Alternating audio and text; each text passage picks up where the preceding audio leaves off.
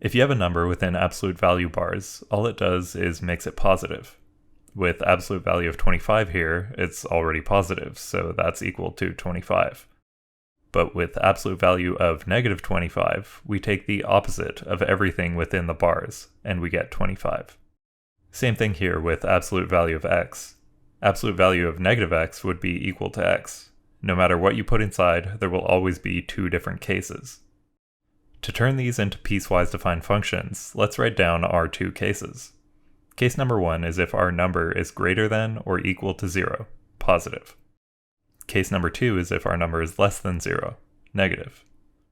As we just saw, if our number is positive, it stays positive. Or if it's negative, we take the opposite of our number, which in math means putting a negative sign in front of everything. The opposite of negative 25 is just 25. Now, let's try absolute value of x minus 4. First, let's write down our two cases again. Case number 1 is if everything inside the bars is greater than or equal to 0. And case number 2 is if everything inside the bars gives you less than 0. If it's positive, well, we just take what was inside the bars. And if it's negative, we take the opposite of everything inside the bars. We can make our two cases prettier by simplifying them. And this is our final piecewise defined function. Let's test it out by trying some values out for x. If x is 5, that's greater than 4.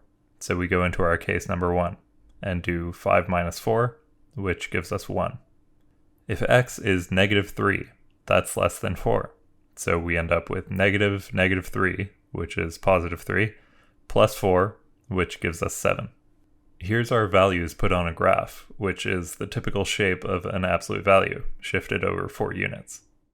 Thanks for watching. Let me know if you have any questions in the comments.